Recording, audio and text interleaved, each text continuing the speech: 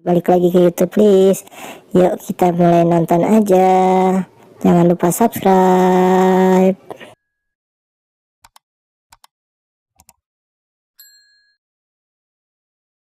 Keesokan harinya, giliran Dashi yang menginterogasi Wenji soal organisasi pemuja alien Santi dan peran Mike. Dari interogasi ini terungkap bahwa Vera ternyata adalah anak dari hubungan Wenji dan Mike. Wenji pun sengaja tak memberitahu Vera soal identitas ayahnya demi kebaikan putrinya.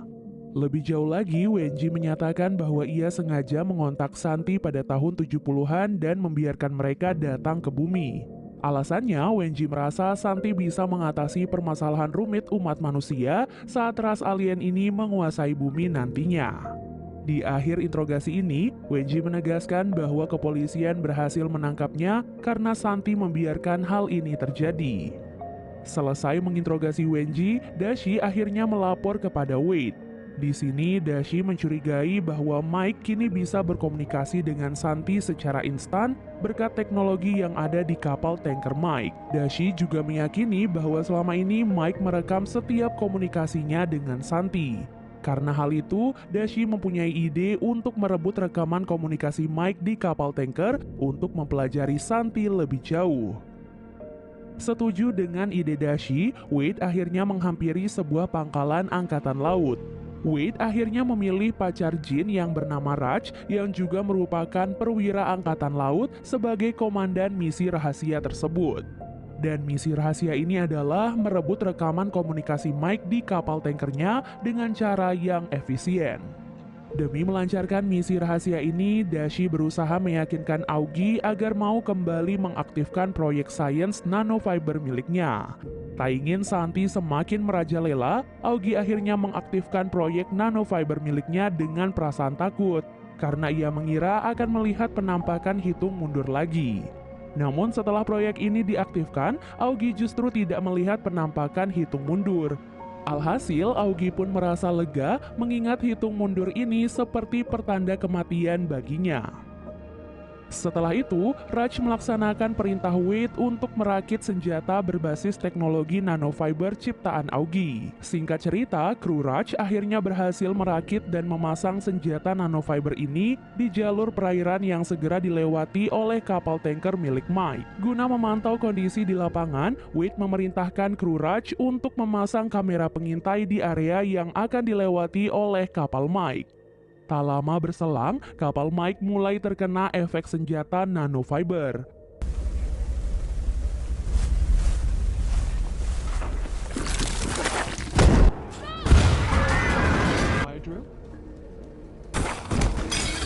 Hasilnya, seisi kapal termasuk seluruh penumpang yang salah satunya adalah Mike musnah oleh senjata nanofiber.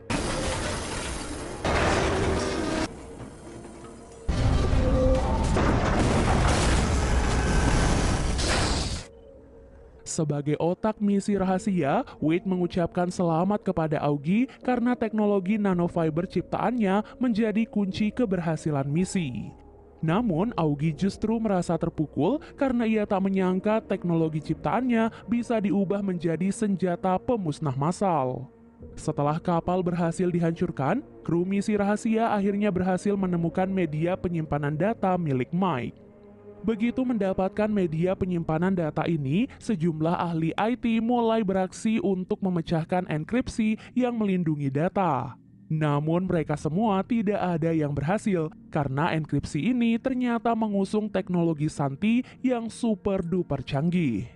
Bahkan saking canggihnya, seorang ahli IT memperkirakan manusia butuh waktu 3 miliar tahun untuk memecahkan algoritma enkripsi ini. Di tengah kebuntuan ini, tiba-tiba saja data bisa diakses karena Santi sengaja membuka enkripsinya.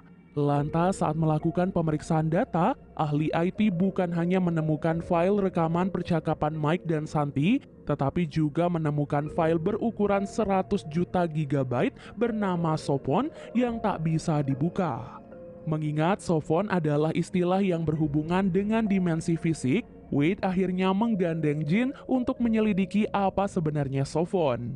Dengan keilmuannya, Jin bisa dengan mudah menjawab pertanyaan Wade seputar Sofon. Namun, Jin masih bingung mengapa ada file bernama Sofon dalam media penyimpanan data Mike.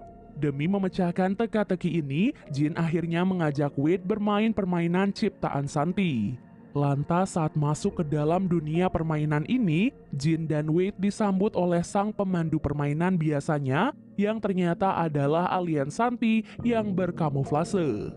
Menjawab pertanyaan Jin dan Wade, sang pemandu permainan akhirnya menjelaskan apa itu file Sofon yang ada di dalam data Mike. Jadi sederhananya, Sofon adalah superkomputer ciptaan Santi yang berukuran super kecil.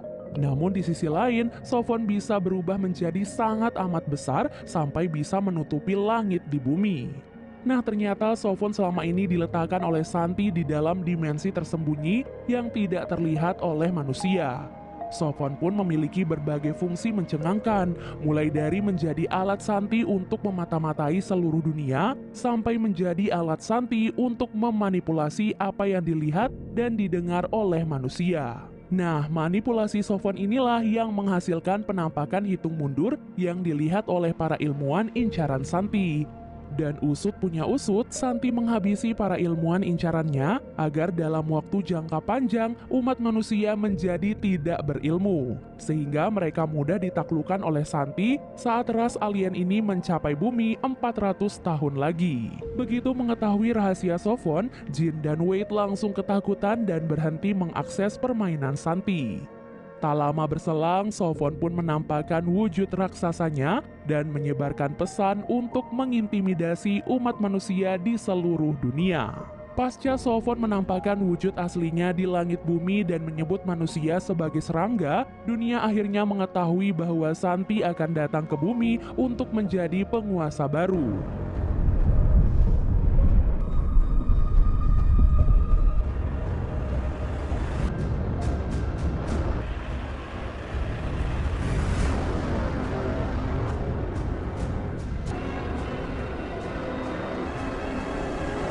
Meski Santi baru tiba 400 tahun lagi, kepanikan massal tetap saja tak bisa dihindarkan.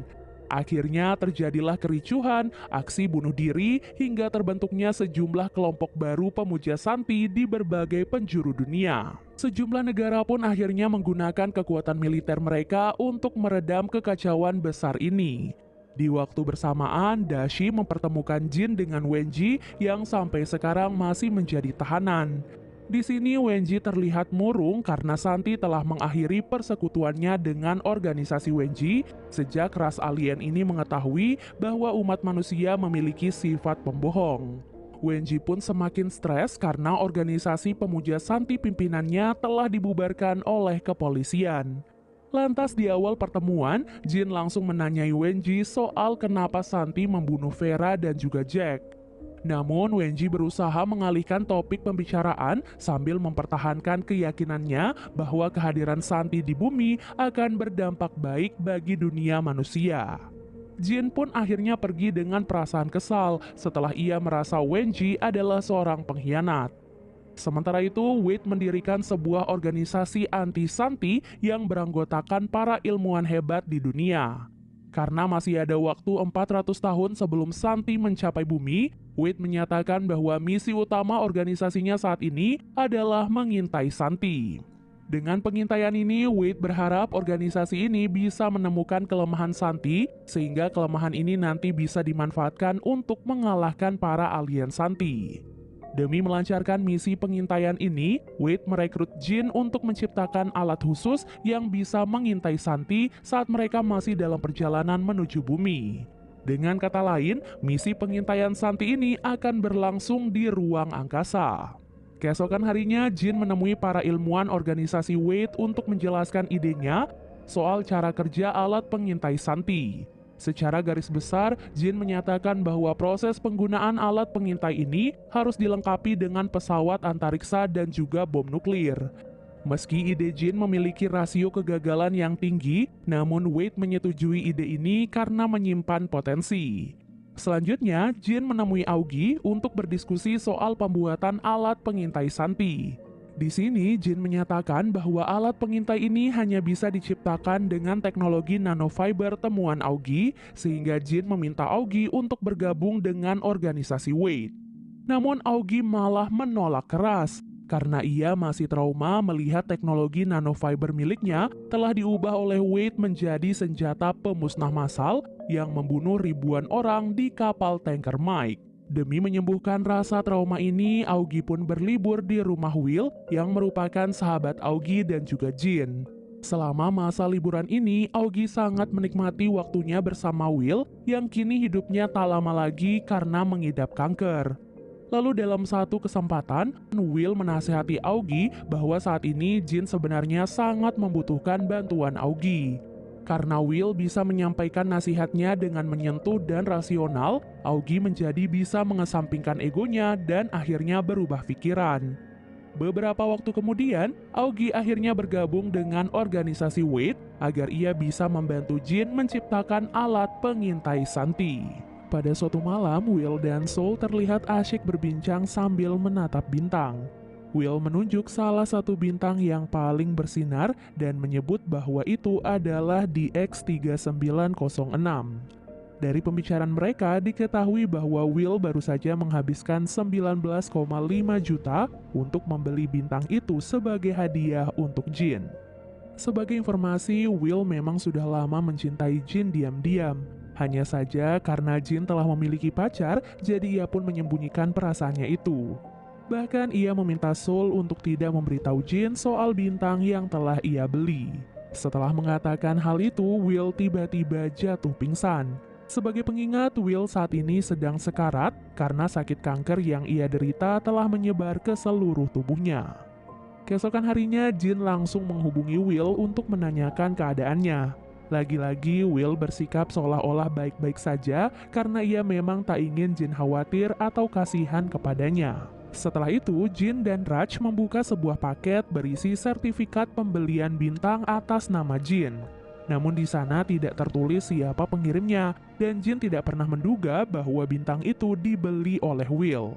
Di dalam laboratorium organisasi ciptaan Wade, Dr. Demikov mempresentasikan hasil eksperimennya dengan membekukan seekor simpanse, di mana dalam eksperimennya itu, seekor simpanse dapat bertahan hidup dalam waktu yang lama akibat proses pembekuan. Dr. Demikov berharap dengan keberhasilan eksperimennya, mereka bisa mengirim manusia sebagai mata-mata ke planet alien Santi meskipun menempuh jarak selama ratusan tahun. Sayangnya, untuk bisa menjalani misi itu, muatan terberat yang dapat dibawa menuju planet Santi adalah di bawah 2 kg. Ini berarti mereka tidak bisa mengirim satu manusia, melainkan mereka hanya akan mengirim otak manusia tersebut. Karena hal itu, ini berarti proyek bernama Staircase ini membutuhkan seorang volunteer untuk menjalankan misi tersebut. Jin dan Aogi langsung menolak ide itu karena mereka tak ingin mengorbankan nyawa seseorang yang tidak bersalah. Terlebih, Wade mengusulkan Will untuk menjadi volunteer. Dengan alasan Will adalah seseorang yang jenius dan pintar, sehingga ia akan lebih mudah untuk mengerti tujuan dari misi kali ini. Dan selain hal itu, ia juga saat ini sudah sekarat, yang berarti nyawanya sudah tidak lama lagi. Mendengar hal itu, Aogi dan Jin langsung marah kepada Wade. Aogi bahkan memutuskan untuk keluar dari proyek tersebut. Sementara Jin akan memastikan bahwa Will akan menolak tawaran Wade untuk menjadi volunteer. Di rumah sakit, Will dijenguk oleh dua kakaknya. Kedua kakaknya datang ke sana bukan untuk melihat kondisi Will, melainkan menagih warisan yang ditinggalkan oleh ibu mereka. Dengan perasaan pahit, Will mempersilahkan kedua kakaknya untuk mengambil warisan apapun yang ditinggalkan oleh sang ibu, tanpa diketahui bahwa semua warisan itu sudah ia gunakan membeli bintang untuk Jin. Setelah itu, Jin datang menjenguk Will. Ia di sana membahas tentang proyek Staircase dan menyuruh Will untuk menolak tawaran Wade. Namun Will tahu betul Jin sangat menginginkan keberhasilan proyek ini. Oleh sebab itulah, ia pun bersedia menjadi volunteer jika memang dibutuhkan. Sekali lagi, Will memperlihatkan seberapa dalam rasa cintanya untuk Jin sampai ia rela mengorbankan nyawanya sendiri. Di waktu yang sama, Wenji terlihat menelpon Soul dan mengajaknya bertemu. Dari pembicaraan keduanya, diketahui bahwa Vera meninggal bukan karena dibunuh oleh alien Santi, melainkan karena mengetahui rahasia besar ibunya yang menjadi dalang utama rencana invasi alien Santi ke planet bumi. Meskipun telah kehilangan anaknya, namun Wenji tetap merasa bahwa apa yang ia lakukan adalah hal yang benar. Ia pun mengakhiri pembicaraannya dengan Soul dan berpamitan. Di tempat lainnya, pemandu alien Santi menghubungi Tatiana melalui layar televisi. Setelah kematian Mike, Tatiana berpikir bahwa ia sudah tidak dibutuhkan oleh Santi. Namun si pemandu meyakininya bahwa Tatiana masih menjadi bagian dari alien Santi.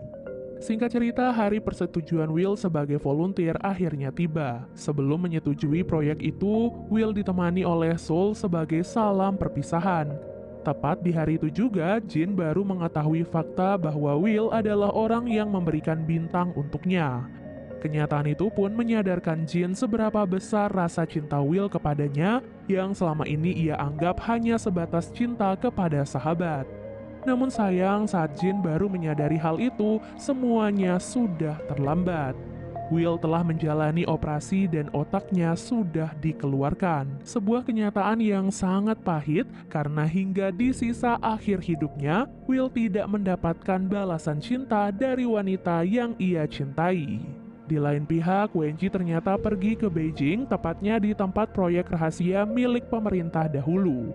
Di sana Wenji berniat untuk bunuh diri karena merasa tugasnya untuk Santi telah selesai.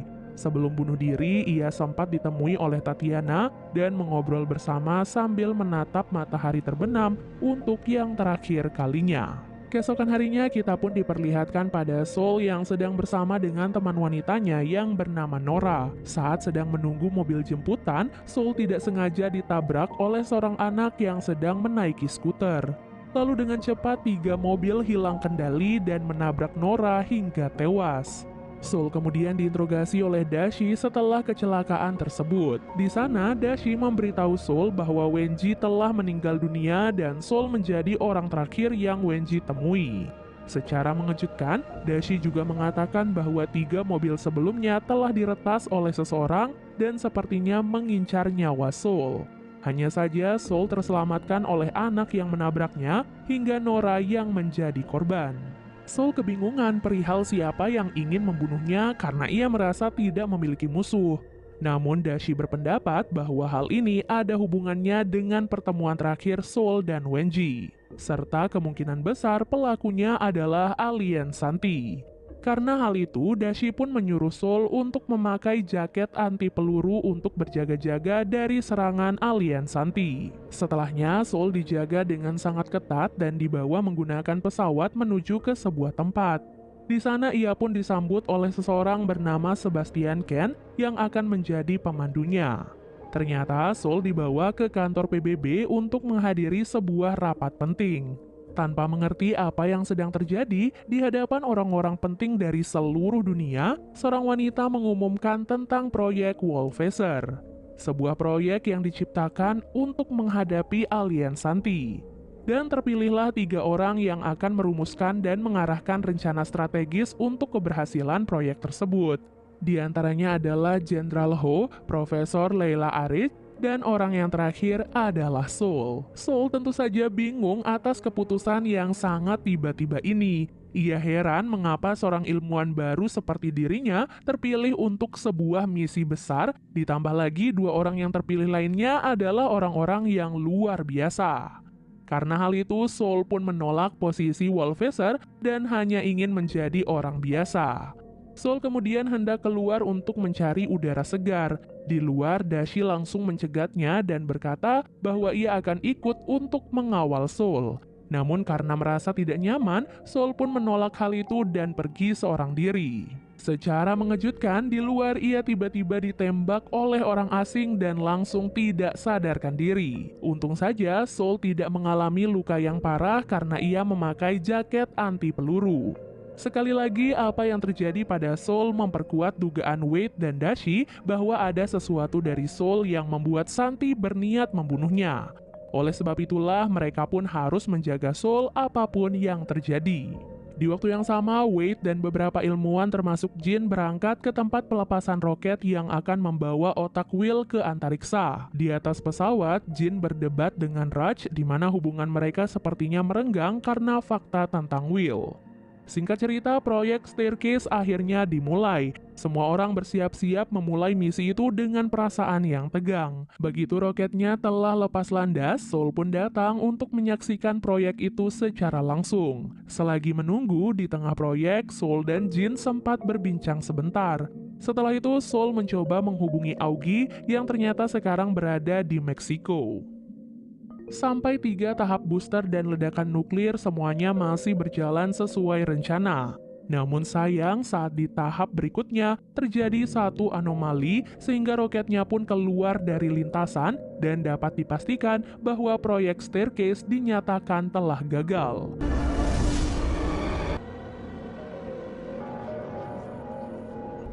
Let's get a second set of eyes on this.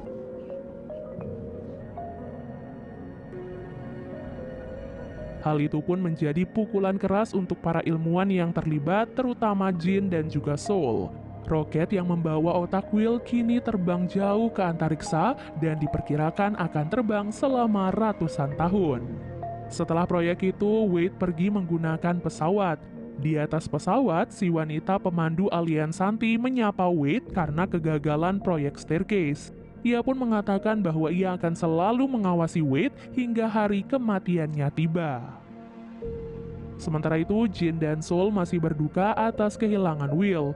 Tak lama, Dashi datang dan mencoba menghibur mereka. Dashi kemudian mengajak mereka ke sebuah tempat yang dipenuhi oleh serangga. Ia mengisyaratkan bahwa meskipun manusia dianggap seperti serangga oleh alien Santi, namun ia yakin bahwa manusia dapat bertahan sama seperti serangga-serangga yang ada di sana.